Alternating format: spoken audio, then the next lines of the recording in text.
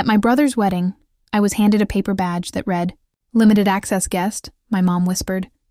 "That means no plate." I looked over, walked to the gift table, retrieved my envelope with a $7,500 fund check, and said, "I think you won't need this anymore." Then I left. My brother ran after me and my parents shouted, "Come back." But I didn't. It was offensive. No other word for it. My envelope was lying there on the gift table, plain white, a little bent at the corner from when I placed it down earlier, holding a $7,500 check I'd earned the hard way. It had taken me months of saving, extra hours, skipped vacations, saying no to things I wanted just so I could do something meaningful for my brother. And unfortunately for them, I was about to take it back. I had no idea anything was wrong until I arrived at the reception venue. The church ceremony had been fine.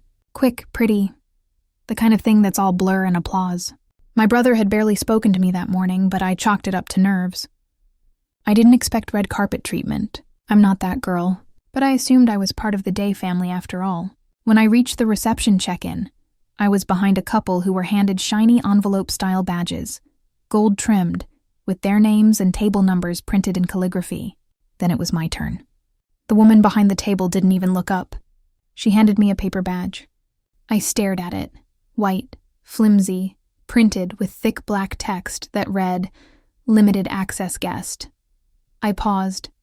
I thought maybe it was a mistake. Then my mom appeared like she'd been waiting nearby just for this moment. She leaned in and whispered like we were sharing a joke.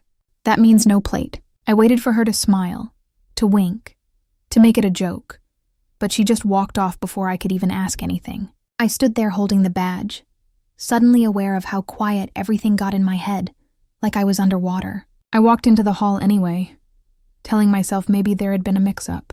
But as soon as I saw the tables, the seating chart, the servers placing dishes, it hit me. My name wasn't listed anywhere. I checked the family tables. Nothing. Not even at the far end. No chair, no plate, not even a name card. I wasn't a guest. I was a placeholder, a loose end they didn't bother to cut. I stood near the wall watching everyone settle in. My brother raised a toast. My parents clapped. His fiancée leaned in and kissed his cheek while people snapped photos.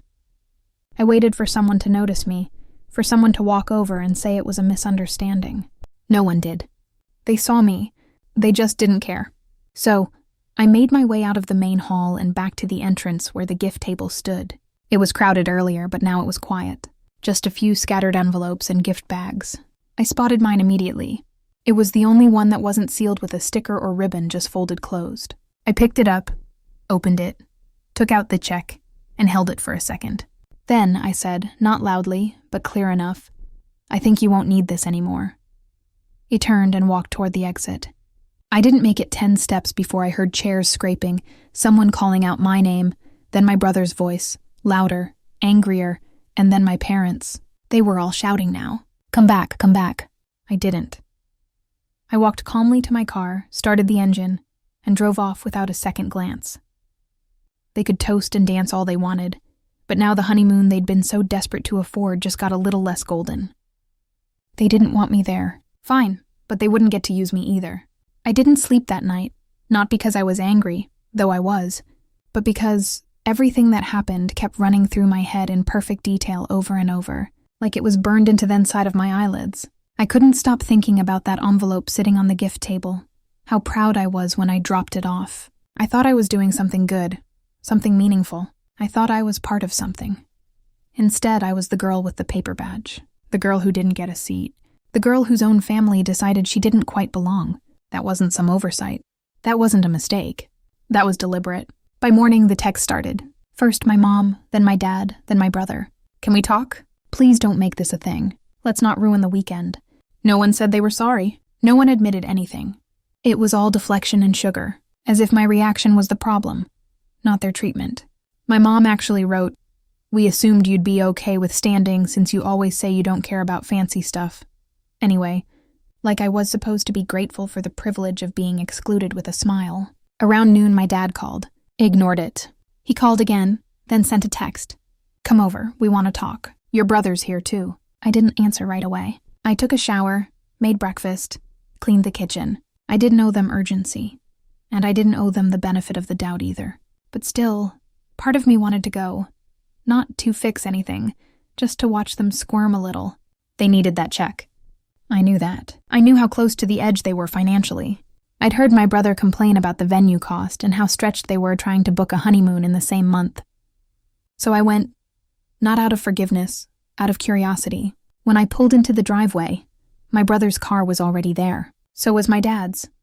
I walked in without knocking, and all three of them were in the living room. My mom tried to look casual, smiling like I was back from a long vacation. My dad nodded like this was going to be a reasonable conversation. My brother stood and half raised a hand, like he wasn't sure if he was supposed to hug me or shake hands. I sat down and didn't say anything. I waited. My dad spoke first. He said it was really unfortunate how things went yesterday. Not that they made it unfortunate, just that it happened to be unfortunate. My mom followed with some lines about miscommunication and logistics. She used the word oversight a few times, as if I just slipped through the cracks, as if my absence at any table and my exclusion from dinner had been a spreadsheet error. My brother didn't say much. When he did, it was vague. I didn't know that's how it would be. I thought you'd understand. Like I was supposed to be some enlightened monk who would just float above the humiliation. I listened to it all, nodding occasionally, and when they'd finished doing damage control, I looked at them and said one thing. I might change my mind. That was it. No promises, just that word, might. The shift in the room was instant. My mom sat up straighter, eyes wide like I'd just thrown her a life preserver. My dad gave this sharp little exhale like relief was already washing over him. Even my brother glanced up for the first time and looked directly at me. I could feel their hope thicken the air like they thought they'd won me back. My mom started talking fast about how generous that would be, how that money would go directly to the honeymoon, how she didn't want this little thing to hang over us forever. My dad chimed in about how families have rough moments, but they get through them. My brother didn't say thank you, not even then. I just smiled a little, stood up, and said I needed time to think. I walked out, leaving them with that word might buzzing in their ears like a secret promise, and I meant it exactly the way it sounded. Not a no, not a yes, just a long pause. Let them sit with that. Let them stew in it, because for the first time in a long time, they wanted something from me, and I was going to let them feel what it's like to hope someone else gives you what you desperately need and doesn't.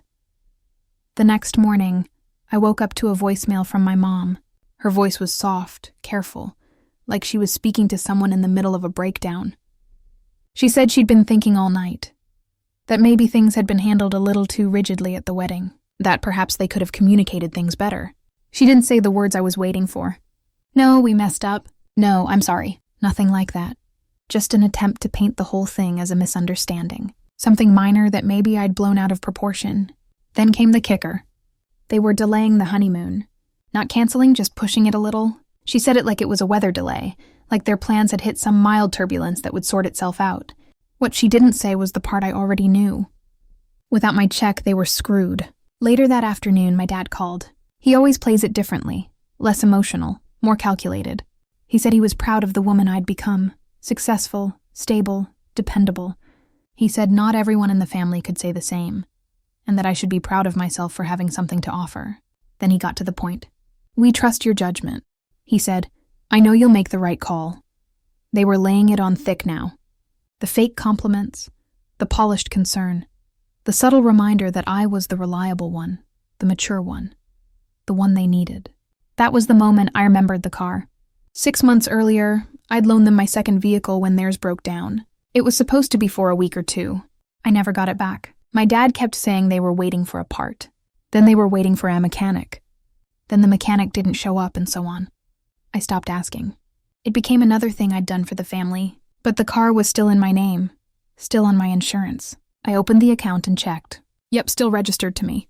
I scheduled a tow for Friday morning. No warning, no courtesy heads up. Just gave the company the address and waited for the confirmation. Friday at 9:12 a.m. My phone rang. My mom. I didn't answer. Then again immediately, then a third time. Finally, I picked up. There's someone outside. They're towing the car. Did you do this? I said yes. Silence. Why? She asked. I told her I was changing insurance companies, which wasn't a lie. She said they needed the car, that they had plans, that it was inconvenient. I could hear my dad's voice in the background already yelling at someone outside. I said, then maybe you should borrow one, rent, or figure something out. That's what I'd have to do, right? She said, "This is about the wedding, isn't it?" I said, "No, this is about patterns." And I hung up. That evening, I got the first direct message from my brother since the wedding. "Can we talk? Just us." 5 words, no punctuation. I stared at it for a while. It wasn't anger. It wasn't even surprise. He knew why I wasn't responding. He'd stood there and let it happen. He'd been part of it. I waited 6 hours before I answered. Soon, not today. Not tonight. He could wait. Let them all wait. Let them live with the same silence they once gave me. Let them stay up wondering what I'll decide and when I'll decide it. For once, I was Thean pulling the strings. I didn't respond to my brother again that week. I wanted to see how long it would take before he cracked. He didn't call, just sent one more message the next day. "Please, just talk to me." I didn't want it to go that way. I left it on read. Meanwhile, the silence from my parents was almost louder. No follow-ups, no apologies, no explanations, which told me 2 things. First, they were panicking.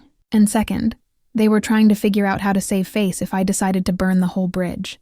I started to think that maybe they didn't believe I'd go through with it. That maybe they still saw me as the same girl who showed up to every family gathering, paid for dinner more often than not, stayed quiet when they took advantage, because that's just how family is. But I was done being predictable. 3 days after the car was towed, I dropped by unannounced. I parked across the street and walked in through the front door. My dad was in the living room watching the news. He flinched when he saw me. My mom walked out of the kitchen like she'd been rehearsing something. "I didn't know you were coming," she said. "I know." I sat down at the table. They didn't offer coffee, which was a first. My dad muted the TV and leaned forward like he was gearing up for a pitch. He said they'd talked to Ryan, my brother, and that he was really upset about everything. That he never intended for me to feel excluded. That the wedding was stressful and chaotic and full of decisions that had to be made quickly. Then my mom added that they'd been looking at alternative honeymoon options. Something smaller, she said, more local. I asked if they'd booked anything yet. They said no. Still figuring it out. I nodded. Then I said this. I might be able to help, but I was thinking maybe I'd put it in the form of a loan. Nothing too formal, just something with terms. The room froze. What kind of terms? My dad asked. Monthly repayments with interest, I said. Nothing crazy, but it's a lot of money. I think it's fair. They both looked like I'd just spoken in another language. My mom said, but it was a gift, wasn't it? It was going to be, I said. Then you downgraded me to a limited access guest and cut me out of your wedding like I was some distant cousin you barely knew. My dad got quiet. My mom looked like she might start crying, and I added, I'd like the family group chat shut down. I'm not reading another message from Anton about pool party plans unless I'm actually treated like part of this family. She started saying something, but I stood up. Or I said, you can borrow the money elsewhere. Figure it out. If Ryan really needs it, maybe he can pick up a second job, or you two can sell something. I walked out before they could say anything else. I didn't get halfway down the driveway before Ryan pulled in. He jumped out of the car like he'd been rushing home. Wait, Mel, wait. I stopped. He looked tired. Not fake tired, actually worn out, and in a weird way it threw me. I hadn't seen him that way before. I know they screwed up, he said. I know I did too. But you've made your point, okay? Just don't keep doing this. I didn't say anything. I asked Dad for help. I didn't know they were going to treat you like that. I swear I found out afterward. I asked him if he had anything to say at the reception. When he saw me standing off to the side when I walked out with the envelope, he didn't answer. I meant the gift, I said. Every dollar of it, he nodded. Then I got in my car and drove off. That night I saw something I didn't expect. A message from Ryan's fiancé. Hey, I don't know everything that happened, but I just want you to know I'm really sorry. I saw what they did and you didn't deserve it. That stopped me for a minute. I read it twice. Then I smiled.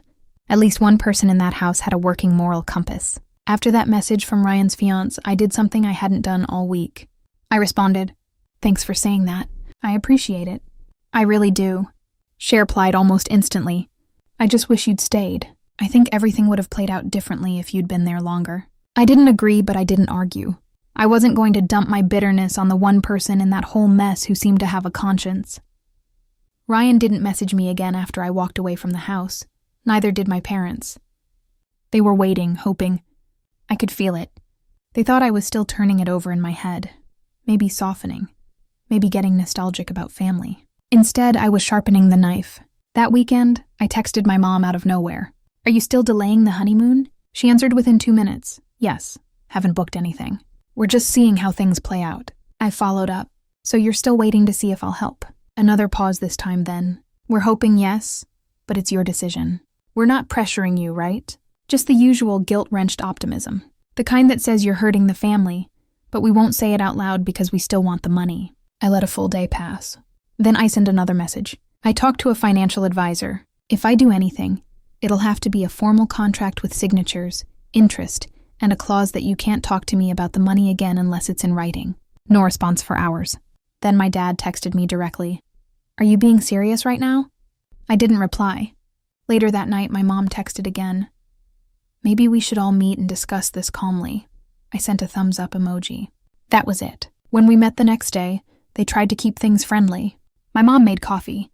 My dad had a printed list of alternate ideas, including one where I give a portion of the money now, and the rest after they repair the trust. Ryan wasn't there.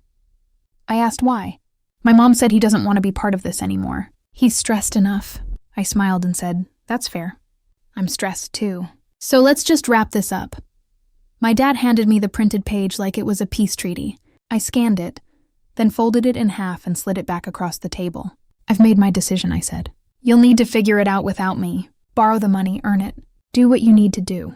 Just don't ask me again. My mom's mouth opened, but nothing came out. My dad just sat back like he'd been punched. That moment when the hope drained out of their faces completely, I'll never forget it. The next morning I woke up to 0 messages. Not a single call. They went silent. I wasn't surprised. Later that week, Ryan's fiancé texted me again. They told me you shut everything down. I just want you to know I still think you were right. I stared at that message for a while, then replied, You're the only one who gets it. And she said, Maybe. I'm just not used to this kind of family yet. That one made me laugh. At least someone finally said it out loud. Thessalon's wasn't peace. It was punishment. A week went by, then 2. No texts, no calls. Nothing from my parents, and nothing from Ryan. Not even the usual passive-aggressive attempts to reel me back in. They didn't say they were cutting me off, but they didn't have to. It was clear they thought I'd gone too far, because I stopped being the one who swallowed her pride. Because I stopped being the family doormat with a polite smile. Because I said no and they couldn't handle that. The family group chat went completely dead. A few distant cousins posted something about summer plans. No one replied. Usually my mom would at least drop a heart emoji or a cheery. Sounds fun. But this time, silence. My dad ignored a simple work-related email I sent, pretending it must have slipped through. My birthday was coming up in a couple of weeks. I already knew what would happen. Nothing. They weren't angry that I walked away. They were angry that I did it with dignity. The funny thing is, they thought I'd be stewing in regret, that I'd eventually come back crawling, apologizing for how I reacted. But I wasn't. I missed the version of family I thought I had, not the one that actually existed. Then out of nowhere, a message from Ryan's fiancé popped up. Hey, just wanted to check in. I know it's been quiet. I just hope you're doing okay. I told her that I appreciated her saying something because no one else had. She responded, It's been tense. They don't really talk about it, but I know they're all still hoping you'll come around.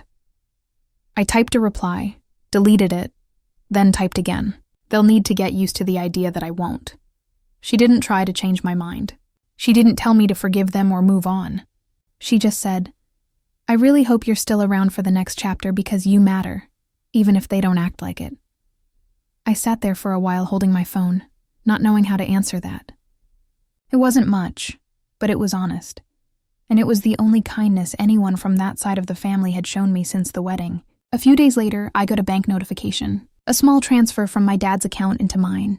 40, no context. That's how he wanted to reopen communication. I declined it. That same day, I canceled the birthday dinner reservation I'd made weeks ago. The one I'd been holding on to just in case they pulled their heads out of the sand. It was supposed to be at this small restaurant I liked. Nothing fancy, just quiet and good. Instead, I ordered takeout and ate alone on my porch with a beer. Peaceful, simple, no paper badges. And for the first time in a long time, I didn't feel like something was missing. They thought they'd frozen me out. What they didn't realize was I'd already left. The update had been a little over a month, long enough for the silence to settle in like mold. Slow, quiet, and unmistakably permanent. I stopped expecting texts. I stopped checking the family group chat. I didn't even get the usual chain emails my mom forwarded once a week without reading. Ryan had disappeared completely. Not a word since I turned them down. I figured he was done with me. Or more likely, he'd chosen not to deal with the mess, because facing it meant admitting he played a part. I'd moved on mostly, at least on the surface. I was back to work, eating better, sleeping okay. I even started looking into a trip I'd been putting off for years. Somewhere far, somewhere they couldn't reach. Then one random Thursday night, everything cracked open again. I was half asleep on the couch, something mindless playing on the TV, when I saw a notification from an unknown number. I almost ignored it, but the first line made me sit up. "Hey, I hope this isn't too weird, but I really need to tell you something. It's about the wedding and your brother. I wasn't sure if I should reach out, but I feel like you deserve to know." I blinked. The number had no name attached, just a local area code. I kept reading. "This is Carrara's cousin. I helped organize parts of the wedding. Seating, RSVP stuff, all of it. I saw the original guest list. You were listed as family, full access, seated at the same table as your parents and Ryan." Another message followed seconds later. 3 days before the wedding, your mom changed it. She emailed a revised list. You were the only name that was moved. Ryan approved it. I remember thinking it felt weird, but figured it was a family thing. I didn't move, just sat there staring at my phone, heart pounding in this slow, heavy way. Not shocked, not exactly, just exposed, like someone had finally turned the lights on in a room I'd been stumbling around in for years. Then one more message. "I'm not trying to steer drama. I just couldn't sit on it anymore. What they did wasn't okay. I'm really sorry." I stared at the screen. They knew. Ryan, my own brother, had seen me on that original list and let them bump me down to the limited access category like I was some second cousin nobody talks to. This wasn't some mistake. It wasn't a vendor issue or a capacity limit. It was deliberate, precise, pre-approved, and they did it knowing exactly what I was bringing to the table. Literally, they knew about the check. I told Ryan weeks earlier I had something big planned for the wedding. I wanted it to be a surprise, something that took pressure off his back, something meaningful. He was the one who told me how tight their budget was. I offered to help and he let me. Then 3 days before the wedding, he signed off on cutting me out. I sat there and scrolled back through our old messages, back to the night he called and said, "Mel, I don't know how we're going to afford the honeymoon." Backed home saying, "I've got you. Don't worry." He knew and he did it anyway. They wanted the money, but not the connection. They didn't want me in the pictures, in the speeches, at the table. They just wanted the envelope. And that's when it stopped hurting. That's when it shifted, because now I knew exactly who they were and I had proof. No more wondering, no more second chances. I didn't respond to the cousin. I didn't need to. She had already given me the one thing my family never did. The truth. The next morning I woke up calm. There was no emotional spiral, no urge to scream or cry, just a quiet, steady acceptance. They chose this. My mom chose to exclude me. My dad chose to support her. And Ryan, he chose to let it happen. So I started cleaning house. I deleted the family group chat, left without a word. I blocked my parents on every social platform. I muted Ryan's number. Not blocked, not yet, just silenced. I wasn't punishing them. I was removing myself from the space where they'd built a version of me that only existed for their benefit. Later that day, I got another text from Ryan's fiancée. "I don't know what happened," she said. "But Ryan's been quiet all morning. I think he's realizing things." I didn't respond. Let him sit in it. Let him piece it together on his own, because I wasn't going to carry that weight anymore. 2 days later, my dad tried again. He sent a message that read, "Family is complicated. We'll make mistakes. We love you." I stared at it. No apology, just a vague lifeline wrapped in excuses. I didn't trebly. Instead, I opened the file on my computer labeled loan terms and deleted it. They weren't getting the money. They weren't getting anything. For the next week, the silence continued. Then, on a random Tuesday evening, Ryan's name popped up on my phone again. This time he called. I didn't answer. He left a voicemail. "Mel, I really need to talk to you. Please, just give me 5 minutes. I know I don't deserve it, but I'm asking anyway." I didn't delete the message, but I didn't return the call either. I listened to it once, then set my phone down and took a walk. No music, no distractions. Just the sound of my own footsteps and the quiet breeze. It was the most peaceful I'd felt in months. The next day, another message came in. This time from my mom. "Ryan's not doing well. He misses you." It was short, direct, and completely tone deaf. I didn't know what she expected me to say. "Oh no, poor Ryan. the same Ryan who let you humiliate me. I left it on red. That evening, I started looking at plane tickets. Somewhere far, somewhere quiet, somewhere that didn't carry the weight of family obligation. A beach town, a quiet cabin, a solo trip. I didn't know yet. But I was going because I had spent too long twisting myself into someone they might accept. Someone who keeps giving, hoping for crumbs of affection in return. And I was done. The day before my birthday, a letter arrived in the mail, handwritten, no return address. It was from my mom. The handwriting was careful. Too careful, like every word had been rewritten in her head a dozen times before landing on the page. She said she missed me. That family wasn't the same without me. That mistakes were made and maybe things got out of hand. That they never meant to hurt me like that. But still, no apology, no ownership, just a gentle rewrite of the story. A version where they were loving but overwhelmed, where I was sensitive but strong, where everything could be chalked up to misunderstanding. I folded the letter once, then twice, then tucked it back in the envelope and placed it in the bottom drawer of my desk. Let it sit there, let it age into irrelevance. That night, I lit a candle on a slice of cake I bought for myself and whispered one word before blowing it out. Freedom. Not forgiveness, not closure, just freedom. Because the truth is, I didn't need them to be different anymore. I didn't need them to change. I just needed space to stop pretending that they ever would. The next morning on my actual birthday, I woke up to no calls, no texts, no fake cheer. It was exactly what I needed. I made pancakes. I played music. I danced barefoot in my kitchen like nobody had ever handed me a paper badge that said I didn't belong because I did belong. Just not there, not with them. And the more I thought about it, the more I realized they didn't lose a daughter. They lost access to my generosity, to my support, to my loyalty. I still had all those things. I just wasn't giving them to people who treated me like an afterthought. 2 days after my birthday, I got another message from Ryan's fiancé. Hey, just checking in again. I hope you had a good birthday. I know this isn't my place, but I just wanted to say I'm still really sorry. I replied, thank you. That means a lot. She responded, they still haven't really talked about it. Not directly, but I can tell it's eating at Ryan. I just don't think he knows what to do. I didn't reply right away. I sat with it because here's the thing. I believed her. I believed that Ryan was probably sitting there stewing, turning it over in his head, playing both sides of the story on a loop. But I also knew something else. He could have said something at any point at the wedding, at the house, in any of the weeks since, and he hadn't. Instead, he'd waited, watched, measured his moves, hoping I'd be the one to crack first. But not this time. That weekend, I finally booked the trip. 3 days in a coastal town I'd never been to. I packed light. Just a carry-on, a journal, and the kind of clothes you wear when you're walking towards something better. I didn't tell anyone. I turned off my phone when I arrived. No social media, no emails, just the sound of ocean waves, the smell of salt, and the quiet that comes from finally truly being alone. But not lonely. I watched the sunrise every morning. I wrote pages and pages in my journal, not about them, but about me, about who I used to be and who I was becoming, about how for so long I'd measured my worth in their approval, and how little that was worth in the end.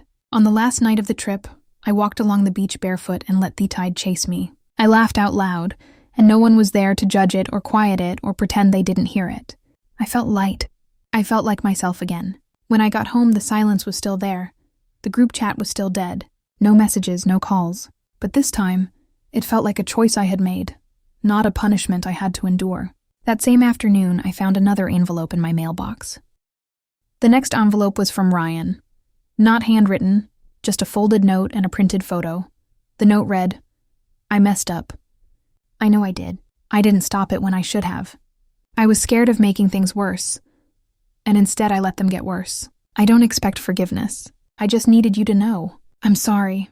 The photo was from our childhood, a summer barbecue in the backyard. We were maybe 8 and 10. I had ice cream smeared all over my face, and he was laughing, reaching out to wipe it away with his sleeve. We looked happy, whole, before the cracks, before the lessons in how to make me small.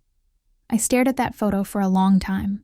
Then quietly, I slipped it back into the envelope and placed it in the drawer beside Mom's letter. I didn't rip it up. I didn't throw it away. But I didn't call him either, because healing doesn't always mean reopening the door. Sometimes it means locking it softly and walking away without slamming it. That night, I got one more text from Ryan's fiancée. I hope someday this changes, but if it doesn't, I still think you did the right thing. I've learned more from watching you walk away than I ever did from watching them pretend. I replied, "Thank you. That means everything." And it did. Because sometimes the people who understand you best aren't the ones you grew up with. They're the ones who show up, quietly, consistently, and without obligation. People who simply say, "I see you," and mean it. A few days later, I opened my calendar again. Dinner with friends, a yoga class, a gallery opening, a hike. Not one single event involving family, and it felt good. They'd spent years teaching me how to disappear inside myself, to accept scraps, to perform my worth for shallow praise. But I wasn't doing that anymore. I wasn't waiting for an invitation. I wasn't waiting for a call. I wasn't waiting for an apology that would never come in the form I deserved. Instead, I was building something else. A life that didn't orbit around anyone else's comfort or expectations. One morning, I sat at my kitchen table with coffee and scrolled through old photos. Birthdays, holidays, forced smiles and matching sweaters. I deleted most of them. But I kept a few, not because I missed those moments, but because I needed to remember how far I'd come. Because that girl in the pictures, she was trying so hard. So painfully hard to be loved, to be chosen, to be enough. And now, she was finally free. It had been just over 2 months since the wedding. 2 months since I stood in front of a gift table and decided I wasn't going to let them take from me anymore. 2 months since I stopped bending myself into their shape and started choosing my own, still nothing from my parents. They were stubborn, the kind of people who mistake silence for strategy. They believed if they waited long enough, I'd come back out of guilt, or loneliness, or nostalgia. But I wasn't lonely.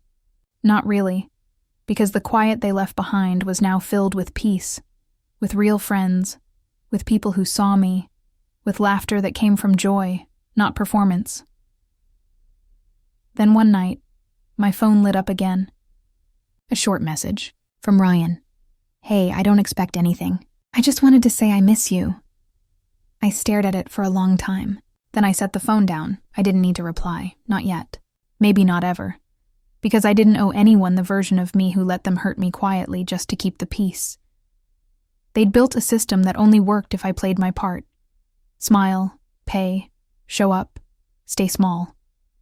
But the second I said, "I matter too," the whole thing collapsed. And that collapse wasn't mine to fix. So instead of replying, I opened my journal and wrote the sentence I'd been circling for weeks, but couldn't say out loud. You don't get to cut someone out and still collect their love. That was the lesson. Not just for them, but for me. Because for too long, I'd treated my love like a default. Something people were entitled to just because we shared blood. Or childhood, or a last name. But love, real love, is mutual. It's earned. It's kept. It's protected. And I was done giving it to people who treated it like background noise. The next morning, I opened a new document on my laptop. I typed the title, "What I Will and Won't Accept from Family." It was long. It was raw. It was mine. It began with, "I will not accept exclusion disguised as tradition. I will not accept shame disguised as care." And it ended with, "I will protect my peace like it's gold, because it is. And anyone who wants to be in my life has to treat it like treasure, not a tool." When I finished, I printed it, folded it, and taped it to the inside of my closet door. Not to remind them, to remind me, because they might never change. But I already had, and the best part? I didn't need a paper badge to prove it. I had my own table now. A table I built, where I served my own joy, in portions big enough for me to finally feel full. And when I raised my glass, it wasn't to the family who failed me. It was to the girl who finally said enough, and meant it, to Melissa. To me, to freedom.